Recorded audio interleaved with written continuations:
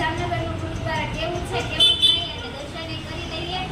And yes guys, ચુંદડી છે બહુ compulsory જરૂરી છે, એટલે આપણે ચુંદડી વગર અંદર એન્ટ્રી નહીં કરવા દઈએ. એટલે આપણે અંદર જવા માટે ચુંદડી જોશે જ ને. થોડુંક આપણે ચુંદડી પહેલા કરી લઈએ, નકર આપણે અહીંયા જવાનું.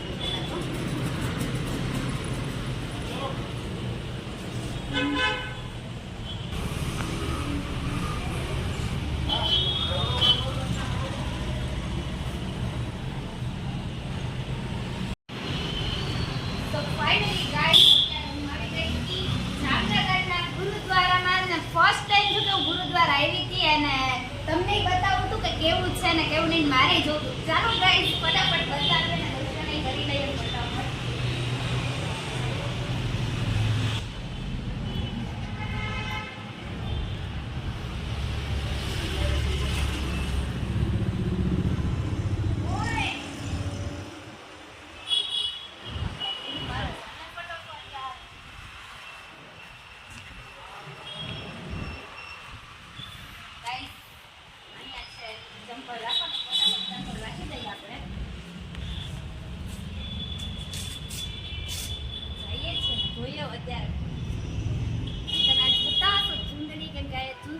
કમ્પલસરી છે, અમને એન્ટ્રી નથી કરવા દીધી. એટલે જે પણ ગર્લ્સ આવો એ સ્પેશિયલી ચુંદડી જોડે રાખજો, કેમ કે અહીંયા ચુંદડી વગર આવવા નહીં દે.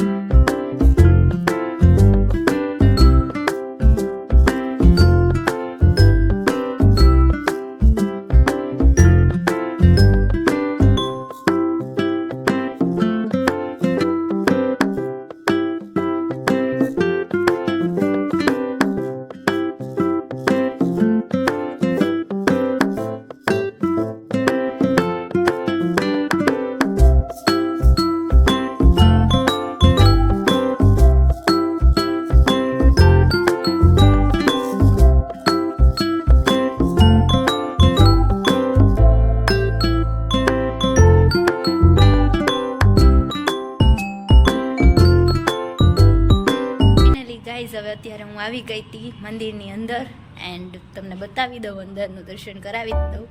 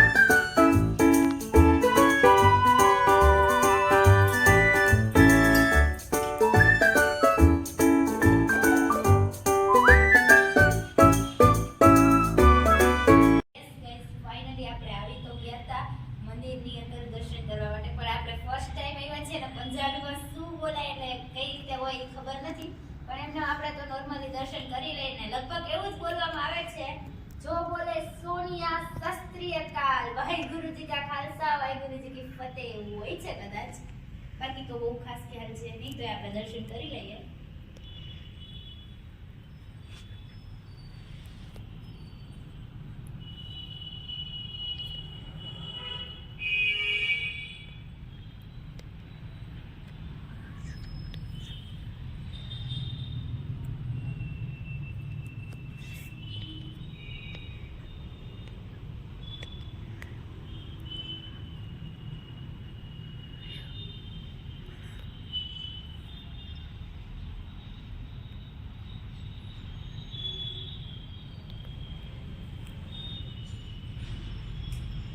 યસ ગાઈઝ, ફાઇનલી અમારા દર્શન થઈ ગયા હતા મસ્ત મજાના ડન. એન્ડ પહેલી વાર હું ફર્સ્ટ ટાઈમ ગુરુદ્વારા આવી હતી. અને તમને કેવું લાગ્યું જામનગરનું ગુરુદ્વારા એ કમેન્ટમાં કહેજો. મને તો બહુ જોરદાર લાગ્યું ને બહુ પોઝિટિવ વાઇબ્સ આવી, બહુ શાંતિ વાળી જગ્યા છે અને ફૂલ ફેમિલી એકવાર આવવાની ઈચ્છા બી છે. મેં મિસ કર્યું એટલે બહુ જોરદાર જગ્યા છે ને તમે જો ન ગયા હોય એકેય વાર તો જાજો જોજો. એન્ડ આ બધા વિઝ્યુઅલ્સ તમે જોયા જ હશે ને જોઈને બહુ મજા આવી હશે ને બ્લોગમાં કન્ટિન્યુ રહેજો ગાઈઝ. ગાઈઝ હવે મસ્ત મજાના દર્શન થઈ ગયા હતા ને welcome to the city of Jamnagar. થોડીક રોનક બતાવી દઈએ ને તમને. અરે યાર ચુંદડી તો છૂટી ગઈ. એનીવે ગાઈઝ તમને બતાવી દઈએ થોડીક. એક આ ટ્રાફિક ખબર નહીં કેદી હશે ને દુનિયામાં. એટલે યસ ગાઈઝ આ ગઈ આવી જામનગરની આયુર્વેદિક હોસ્પિટલ અને આયુર્વેદિક સ્ટુડન્ટની શીખવે પણ. So yes guys, this is the point of Jamnagar. જીજી ટ્રાફિક ઓફ જામનગર. તમને પાછળ ટીટી અવાજ આવતો જ હશે. ટીટી એ તો ચાલુ જ રહેવાનું છે. અને હમણાં આગળ આવશે ધન્વંતરી. જાવું નથી ને દોડવા તારે? દોડ એમ હોય હાલીને પહોંચી ના હકે દોડવામાં તો હું હાલે. અને ગાઈસ આજે હું આમ બહુ આરામથી મજા કરું છું કેમ કે આજે મારે ગાડી હલાવો પહેલી વાર બ્રેક છે, બાકી કોઈ દી બ્રેક આપે નહીં. આ તો ગાડી શીખી ગઈ નવી એટલે વાંધો ના આવે, પણ તોય બીક લાગે. આમ થોડુંક આમ જાનનો જોખમ કરીને બેઠા હોય ને એવું લાગે, પણ કાંઈ વાંધો નહીં. બેનપણી છે તો એટલો તો પાડજો માં, બાકી જે કરો હે. અને yes guys, this is the view. લે ધન્વંતરી તો ગઈ પાછળ. Guys very good evening. અત્યારે વાગી ગયા હતા 5:30 અને અત્યારે હું આવી ગઈ હતી મસ્ત મજાનો નાસ્તો લેવા માટે. નાસ્તો શું લીધો એ તમને ઘરે જઈને બતાવવામાં આવશે. સરપ્રાઈઝ છે ટુ ઓલ ફેમિલી. લાગી હતી ભૂખ તો મેં કીધું એકલા નાસ્તો ક્યાં કરવું, હવે લઈ જ જાય. ભાઈ થોડુંક સ્પાઈસી બનાવજો હો ને, એ બધું છે.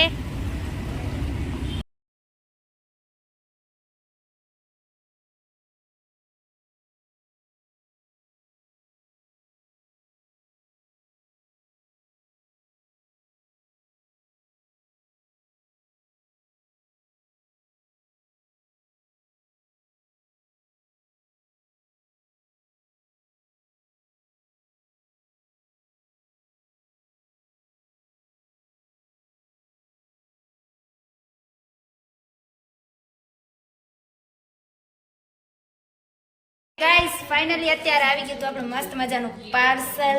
હવે દઈ દઈએ પપ્પાને, દેખતે હે સરપ્રાઈઝ.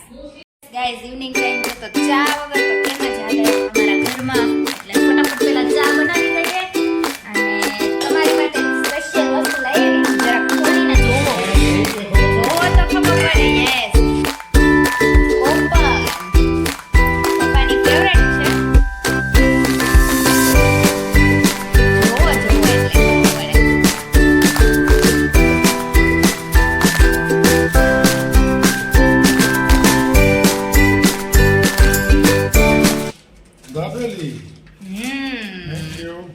बड़े बड़े मुंह में छोटी छोटी दाबेली जाते हुए. तो चलो लई लो, एंजॉय योर दाबेली. एंड अरे पापा प्लेट तो लई लो आपू.